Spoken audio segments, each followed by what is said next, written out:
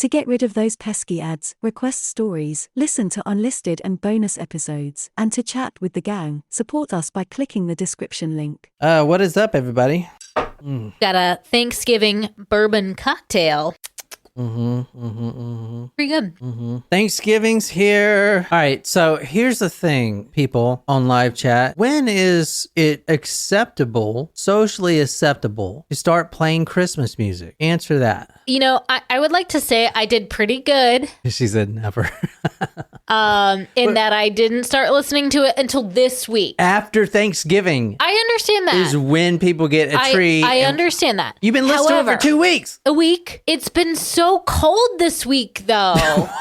And so it's felt more like Christmas, unlike the usual balmy, like 80 degrees in November. When it's that temperature, I've got no problem waiting. But it's been in the 50s and cold. All right, it's not been in the 50s. It's been in the 70s. No, it was in the 50s today. I had my seat warmer on and my steering wheel warmer on when I was going to Costco. And just for the record, so you all know that I am inviting John and Nicole to my house for Thanksgiving. They don't have to come. Dessert, because we're going to my aunt's. We are already committed. Yeah, no, not for the actual meal. Whenever you can get over there, if you want to come before you go to your aunt's and get appetizers, or after you go to your aunt's and have dessert, that's totally fine. No, I only want to do one horrible thing that day. Either go to your house or go to her house. Well, you never come to my house, so you'll have to wait This until was December your house 10th. until someone decided to leave us. Yep. You know what? When Jen left, she said, "You know what? Fuck y'all. I'm out, bitches." To that effect. Not in those words. I actually believe I cried, but okay. All right. What we got the surprise shot for? I've got Grace is next on my list. Grace. Surprise shots. Surprise shots. We don't know what they are because they're a surprise. All right. I made this shot up myself. I take it it's a combo. Maybe. Cheers. Cheers. I don't want to take a mirror shot. Was it green apple? No. Peach. Why do we do this, Jen? What was with the peach? I don't know. It was good. Peach and raspberry vodka? Yep. Yeah. It was a good. Damn. That was better than I thought it was going to be. I'm proud of myself that I guessed that. That just means we drink a lot of alcohol. Well, we've compressed in the last couple of years. We haven't been drinking yet. I like to eat turkey in my big brown shoe. Gobble gobble goo and gobble gobble giggle. I wish that turkey only cost a nickel. We're doing a Thanksgiving dinner story, and all right, tonight we're going to Costa Mesa, California, December 1st, 1991. It's a Sunday, 9 a.m. There is an apartment building, which I couldn't find out the exact apartment building, but at this apartment building, this man, this 20-something-year-old man, his name is Jose, he is sleeping, and all of a sudden he hears this knock at the door, this frantic knock at the door. You are lucky a dog didn't start barking. Yeah. I thought it was frantic enough. Might have to go old yellow that Murphy. That was I think over the line a little bit. Stop it. I'd say about 75% of your comments about Murphy are over the line. He's just not like the other ones, you know? He's just, you don't think he's different? That's fucked up. I'm kidding, okay? It's a joke. Can't joke about that. You cannot joke about another person's animal. He is different than your dogs, but he's a sweet boy. He really is sweet. He's a good dog. The sweet boy. Do not fucking say anything else. Move on. No, go ahead. Say what you want to say. I want to hear it. No, he's just being... He knows it gets to you, and that's why he does it. That's the only reason. It's like when he eats sunflower seeds in bed. It's like he knows it can drive me in nuts. bed? Oh my God. I hate it when I find seeds. Are you a sociopath? I spit him in a psychopath. I spit him in bottles. Ding. Oh my God. It drives me fucking insane. Ding. Ding. A lot of shit you do drives me insane. That's fine. What do I do that drives you insane? Oh my God. A lot. Okay, go ahead. Oh, it's like a couples therapy session because I'm a counselor. Go ahead. Tell me. I'm perfect. I know. I'm not going to get to that right now. Costa Mesa, California, an apartment building, December 1st, 1991. It's a Sunday. A man named Jose is sleeping. A knock at the door wakes him up. He shakes like... It's 9 a.m. He goes to the window and he actually answered too late. This woman who was knocking at his door had now got back into a red Corvette and was speeding off. He's like, okay, I don't even know anyone that drives a red Corvette. Like, I don't know. Little red Corvette. I don't know any other words. But That's all we needed. I was thinking that as well, though, but I didn't want to say it. A few hours go by. It's around 1 p.m. The woman in the red Corvette comes back to this man's apartment, and the door was unlocked, and she forces her way in. This woman busts in Jose's apartment, and automatically he knew who it was. He had dated this girl. But let's be honest, he had loud. What? Don't you rush me. This is really good. Oh, what is it? Apple cider, bourbon, nutmeg, cinnamon. What else? This woman had busted into his apartment, screaming, like, he raped me, he tortured me, all kinds of stuff. And he's like, whoa, slow down. This woman's name is Omaima. Omaima. Omaima. I'm going to show you a photo of her and try to tell me what nationality she is. That's her right there. Omaima Nelson. I probably should show you a photo with not her like spread on the bed like that. Let me see. It's very pretty. All right. Big hair. Here's one that's probably better. So what nationality is she? Is she like mixed? She's, I would say either like Latina or African American mix. She's lighter skinned. Okay. Well, I wouldn't guess either. She's Egyptian. Oh. So this Egyptian, and she's beautiful. Beautiful girl, very exotic, bust in. Her name was Omaima Nelson. Now this is December 1st. We're past Thanksgiving here. We're past Thanksgiving. But she says that on Thanksgiving, my husband tied me up. He's been raping me for days. He's been beating me. And marital rape is real, y'all. Just because you're married to someone doesn't mean that you always consent to, sleep with them. This guy, Jose, he knows her because they've dated in the past. Jose is the husband? No. Jose is, let me back up. This woman, this 23-year-old woman, Omaima Nelson, bust into her friend's apartment building, December 1st, 1991. This friend knew her. You don't forget a face like that. And they had dated in the past. Got it. She's frantic. She's scraped up. She's bleeding. She's talking just real fast. Like, my husband, he was raping me and tying me up and all this stuff. And he's like, calm down. So she tells him this horrible story. Now they've dated in the past and he really likes her. They have good chemistry. So he's like, slow down. Tell me what happened. She says, he was pimping me out to different men for money. He was taking advantage of me. We had just got married 4 weeks ago and it's been a living hell. And he tied me up and he raped me repeatedly. So I smashed a lamp on his head and may have killed him. Oh. Self-defense? Okay. My husband, let me show you a photo of him. Oh my God. I cannot fucking believe you haven't heard this case. I thought I was. Natasha says she's lived in California all her life and she hasn't heard the story. I fucking thought I was preaching to the choir. Holy titties. This is a fucking story to tell your kids. Or not. Isn't it funny that like your family has a history of preaching and you kind of have your own way of preaching? 23-year-old Omaima, beautiful Egyptian, bust in. Hey, I killed him I think I killed him. Self-defense, she was tied up. Luckily, the ropes weren't that tight or tight enough where she couldn't wiggle out. She just grabs the first thing she can, a lamp that's on the side of the bed, and smashes his head. That doesn't kill him, of course, but then she, does the rest because of self-defense. Because if she didn't, he would get up and... Well, hang on. What do you mean by does the rest? What kills him? Slices him up. Slices him up? Like carves him like a turkey? Like, does she have an electric knife or do we have... Just like those electric turkey plug in, it's like zzz. Which I don't understand why you need that. Like, is it really why easier? is this motion like that hard?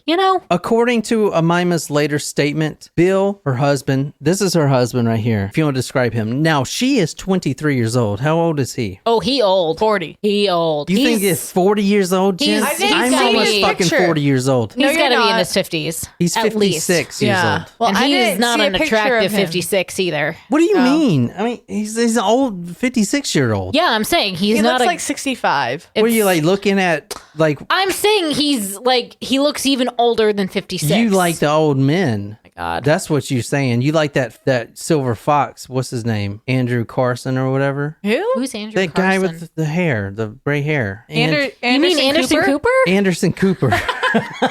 He's gay. He's like not even part of the But he equation. is a silver fox. Yeah, he's gay until he gets the right puss. No. No. No, he's not interested. She says that she just killed her husband, 56 years old, Bill Nelson. And I'll put all these photos on talkmurder.com. You definitely want to see these photos. They are public. He tied her up on Thanksgiving Day and raped. Public or pubic? He tied her up on Thanksgiving Day and he raped her repeatedly. According to Omaima's later statements, Bill, her husband, abruptly changed from a caring suitor to a cruel, demanding husband who raped and beat her. Omaima claimed that Bill tied her to the bed and proceeded to cut at her breast and thighs with a knife. She struck back. She felt for and found a pair of scissors on a night table and stabbed at Bill. This was after the lamp incident. Got it. Okay, so what do you want me to do about it? That's what Jose says. Like, go to the police. Like, why'd you come here? What do you need? Yeah, I feel like when you confess a murder to someone, it puts them in an awkward situation because, you want to be a good friend and help your friend figure out what to do, but at the same time, you should probably report that someone has been murdered. Mm-hmm. You know, I feel like I wouldn't want to be put in that situation, but I would like to think that I would report to the authorities. But then they would say, well, how do you know this has happened? And then I would have to say, well, my friend told me, and then I would be narking on my friend. I don't know, no one, actually, I don't want to be in that situation. No one please report that you've murdered someone. I'm literally the guy that would put you in that situation, Jen, and probably will in the next few years. This is a call for help. Niquiz is not the victim. I think I'll be able to figure out what to do because that would be really putting me in an awkward situation. Jen, and before Nicole and I married, you have to always make sure of one thing. It's a test before you even marry, because if they can't pass the test, you don't marry them. What's End the of test? fucking story. What's the test? You say, hey, would you bury a body with me? Did he ask you that? If she is a down bitch, then she would help you bury the body. She'll even bring her own damn shovel. Well, what did she say? He did not ask me this question. You asked neither Nicole nor myself. Well, I forgot to ask. I think he just made some assumptions that I'd be down. Yeah, I don't know. It's, situational dependent. So Jose says, well, go to the police. He raped you. He was beating you. Self-defense. Self-defense. Well, it's not that simple, she says. So I did kill him, and I need to dispose of what's left of him, and I need your help. Okay, so she takes him out to the Corvette and she says, this is what I mean. This guy confesses that to the police that he was shown by Omaima, his once girlfriend, a quote, trash bag containing human organs, end quote. So, all right, I killed him by accident, self-defense. Okay, I need you to help me bury the body, to dispose of him. Okay. Well, I need to show you one thing first. So I brought this as a little sampler pack. This is just some human organs here. Preview here. Now, inside the bag were Appetizer, if you will. Ew. Oh, no. No, I don't like that. No. So she had brought one garbage bag of organs in the Corvette, the red Corvette. Which How many garbage bags of organs did she have? But also, you've already taken the time to predispose the body. You've already removed organs, and you're already in the middle of this. well, they do things a little different in Egypt. Okay. Well, in Egypt, they're used to mummifying the bodies. You Removing respect the the organs. dead. All right. Yeah. So this friend goes out and he sees a quote, trash bag containing human organs. The organs that I later found out were lungs, and they had black spots on the lungs. Do you want Oh. to take a guess what? He was a smoker. He was a smoker. Damn, Jen. So they found the organs. They were lungs, and they had black spots on them. That showed that it didn't prove that that was him, but he was a smoker. All right. So he would have those spots on him. Jose goes back inside and says, all right, here's what I'm going to do. I'm going to get a truck. I have a friend who has this pickup truck. We're going to go back to your house in Costa Mesa. We're going to put the garbage bags of your husband, however many garbage bags there may be left, and we're going to dump them. Okay, good. Sounds like a plan. Now, this guy is also the same age.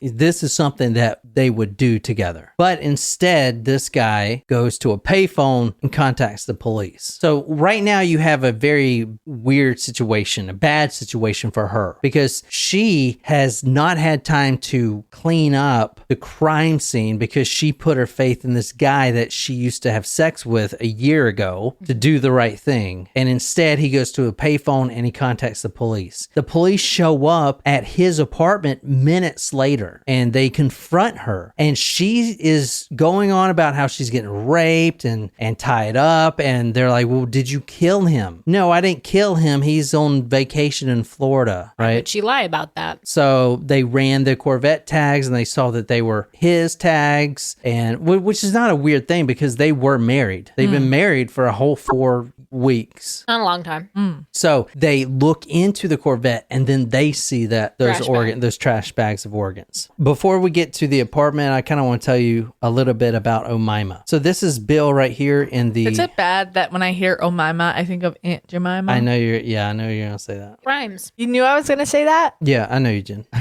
right, so this is Bill. It's a nice car. Yeah. It is. My dad used to have a gold Corvette.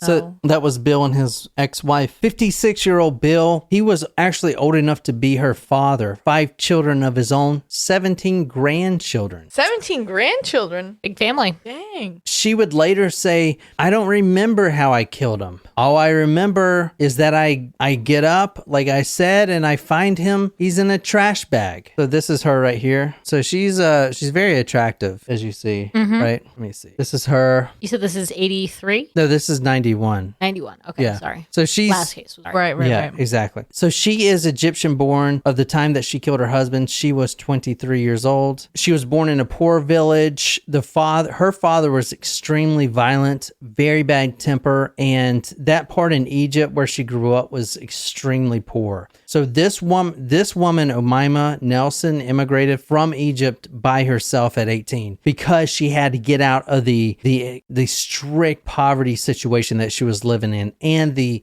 strict abusive relationships of her father. The village that she lived in actually did the ceremony with her. It's basically the female equivalent to circumcision. When they move the clitoris, remove it, like cut it off. They held her down. These women in this village held her down and cut it off with no anesthesia or anything. Ugh. They cut it off. The reason this is important is because from now on, and the reason they do this is so sex will always be extremely painful to her, right? And plus it's a very traumatic experience. And in that place... I'm going to need some more cocktail after that one. Yeah, take... In that specific region in Egypt, and a lot of places I've been to in the military as well, if you are found not to be a virgin, no man will marry you at all. And that's still like that today too. Not in America, obviously, but in those Middle Eastern countries, a lot of those countries are like that. So she was found not to be a virgin. They basically circumcised her. They cut off her clitoris, and then no man would even... You know what's also like fucked up is that's not the female equivalent of circumcision. No. Like men can still experience pleasure. But I know, but like that's what people say, but like that's not, it's not the same thing. No. It's not the same thing. So that, like, I kind of want you guys to think about that too, because she... Damn. Number one... I wasn't expecting that. She grew up in this horrible situation. Her father not only abused her, but also the mother. The mother grabbed her daughter when Omaima was a child, smaller, and brought her to Cairo. The city's called the City of the Dead. Is basically ramshacks, these slum conditions that are pressed up to graveyards. The whole place is a graveyard, like actual cemetery, dead people graveyard. And then that's why it's called the City of the Dead. So she married an American, actually. She met a man, an oil man who was in Egypt at the time. They married. He brought her back to Texas. That's how she gets her green card, I guess. They're married, but then he immediately divorces her. So now she's over in America. She has no job. She's still a teenager. So he divorced her when she was 19 years old. She's still a teenager. She can't even speak English. She has no family over here. She has no job skills, nothing. All she has is her looks. She's very beautiful, very exotic, and men love that. And she would need to figure out something, otherwise she would be deported, right? Because if she was married via, like, if she was recently deport divorced, her. What? Yeah. If you're married here, you're good. But if right? they were divorced, no. Oh, once you get divorced, they take your green card No, away? you have to be married for a certain period of time. Oh, really? I didn't know that.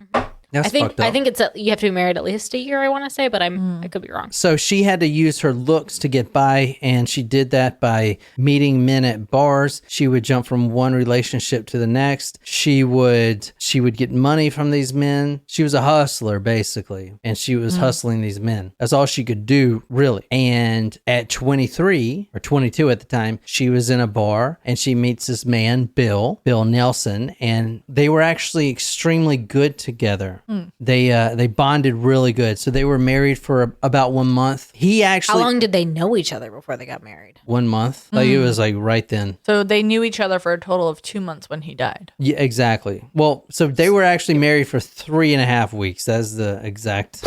So he actually was a computer engineer and a very successful one. He worked for this company, and the president of that company, her name was Sue Swanson. She said the following, quote, "They were real quiet, mysterious people. He met the girl and all of a sudden they were married." So they were married relatively quick. If you look at all the crime scene photos, you see all the computer chips and stuff that, show that he was a computer engineer guy. I'm going to show you some of these crime scene photos real quick. That's her. Let's see. So this is some of the stuff that we're going to talk about. Some stuff wrapped in tinfoil for leftovers. Yeah. So this is the bed right here. How much blood is on this bed? A lot. There's a lot of blood on this bed. So her story right now is that she was tied up on the bed. She does have marks all over her body. So it does seem like she was being sliced. But that's a lot of blood right there. That's a lot of blood. So when she is arrested, first she says that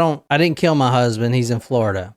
Obviously they find the organs and they go and test them. They come back as Bill's organs. All right. Well, I didn't kill him. 2 other guys came in and killed him. Oh. Okay. Well, they quickly Dismiss that. And then next she says, okay, I killed him, but I was told to by demons, right? Demons told me to do it. They didn't find the whole body at first because it was in, quote, too many pieces, but they knew that it was all pieces from the same male. They eventually matched his fingerprints and everything else. The detective said that Omaima showed them scars where her abusive husband had tortured her. Inside a plastic bag, police found a pair of legs severed at the knees. In a cardboard box wrapped in newspaper, detectives uncovered a pair of hands, human hands. These are Bill's hands right here. Detached from the body? Yeah, detached from the body, which I don't know why they blurred that out. It's so fucking weird. Maybe because it's like the open graphic content. Yeah. What the whole fucking thing is graphic Yeah, content. but then you're going to see the graphic blood. than and seeing kind the of- bones that are attached. Well, they could just crop the image. Like, I don't know. Fuck. Anyway, so they go into the apartment. She's like, okay, yeah, I killed him. It was in self-defense. Police say that they found a plastic bag with a pair of legs severed at the knees, a cardboard box. Also in that box, wrapped in newspaper, was a pair of hands which had been cooked in oil. So those hands you just saw was cooked in oil. A mattress on the bed was drenched in dried blood, which you saw. And the family freezer contained several small portions of Bill, which is crazy. Like that sentence. Kill Bill. Yeah. Quote, small portions of Bill. Yeah. It's like small portions of gin. Or, turkey. Yeah. I don't even know what a small portion of me would include because like all of I'm tall, so like even my feet are long. So here's what he thinks Like, in a here. small portion of me would be like what, a section of my leg or something. I'm gonna go with that's a buttock. That is probably a heart. All right, so this is all the cut up body parts right here Are in those here. spices like what is ground chicken? Ground chicken and stuff. So they had cooked a Thanksgiving dinner, and all of this stuff stuff was mixed in with the Thanksgiving leftovers, yeah. You see blood. I'm like not as excited to make my turkey on Wednesday. Yeah, maybe I'll just get a turkey breast so I don't have to like get in there. The family freezer contained several small portions of Bill, neatly wrapped in aluminum foil. Hardened detectives were chilled to discover the head of Bill Nelson is in one of those larger packs. So this is actually wrapped in aluminum foil. This is the head, or at least portions of the head. I'll show you right here. This was portions of the head right his there. His brain or like his head? Like, his head. So the portions of it, they pulled this out of the freezer. No, I don't like that. I do not. I don't remember how I killed him, she said. All I remember, I get up, like I said, and I find him, he's in the trash bag. Something inside me told me I had to do it like demons. This is familiar if you listen to the Nico Jenkins case. He was an Egyptian, but he kind of went through this whole Egyptian defense where this serpent god told him to kill. She says there were, quote, 2 women with blood all over them, and they walked in and said that, quote, he must die. They knew that she cooked the body parts, right? But they didn't realize that she consumed them until they actually weighed out the body parts. All the body parts found in the house, they weighed them out and realized that about 100 pounds of Bill were missing. She had basically cooked these parts, deep fried them in the same deep fryer they used to deep fry their turkey, and started eating them. She was trying to get rid of the body, but then she ate 100 pounds of this guy, and then realized how over like a period of like a week. Yeah, and then she realizes that it's just too much, so she started trying to get him down the garbage disposal, and then it was just too much. She's too much of a human. That's a lot of food per day. There's a lot of pounds. There's even reports that she would like dip this guy the parts in barbecue sauce to make it taste better, I guess. Anyway, I know it's kind of fucked, right? All right. Well, what do you think? We're trying to come up with some clever title options for you right now. I don't have any thoughts. Like that's just I don't know. So what happened to her? What happened to her? What do you think happened to her? I hope she got locked up. Oh, well, yeah, but for how long? Life. Yeah, 20 years. Now, 20 years. Since I'm pairing this with another story that's eerily similar, which we're about to get into, so this one's kind of short, but what I didn't mention is he was actually a felon himself. He was a pilot at one point. They think he worked with the CIA, like this is the Bill guy, and he did get caught transporting drugs back into America. So he had a prison stint and all this stuff. So the defense really thought that he may have been torturing her and beating her. Plus, you got to remember, when she has sex, it is extremely painful to her because of, obviously her... The female mutilation. Yeah, the mutilation, yeah. It's extremely painful for her. So there is a lot of times where she could go basically out of body. And she said that she did at that point. She went out of body. But, however, her story was that she was tied to the bed by Bill. But then again, you look at the blood on the bed and you realize that he was tied to the bed. Here's what happened. She used her sexual prowess to get him aroused. He says, "What do you want me to do?" She says, I want to tie you up. At that point, he's tied up. He can't go anywhere. She's demanding whatever she wants. This has happened many times before with her to other men. She would tie him up, demand money, stuff like this. And when they don't deliver, that's when she goes crazy. So that's what happened here. She is sentenced in 1991 to 27 years to life in prison. She did not get first-degree murder. She got second-degree murder. And she has been on parole. And her last parole was denied, I believe, in 2019. She had one before that, denied in 2011. It is most likely she is going to get out very soon, and honestly, I'm okay with that because looking at her life growing up and shit like that, the only thing I have, in my opinion, is that she doesn't have, what's she going to do when she's out, right? Yeah. She's going to do this shit again. I would kind of imagine she would be deported. Let's see what happens. It depends. I mean, I feel like it depends on who's in office when she gets... Yeah, so Jasmine, she got second degree. She was going to get first degree, but they found out that from her testimony that it seemed likely that he was abusive to her. And I believe that they really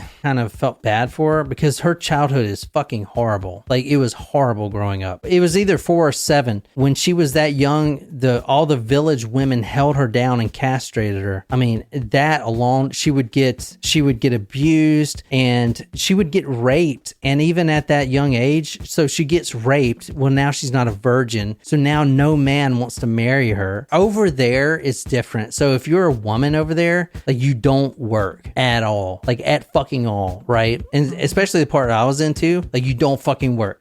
If your husband divorces you, which is really easy to do, you know, he's got 4 fucking other wives. If he divorces you, you're fucked. Like you are literally fucked. You know what I'm saying? Kind of fucked up, but anyway.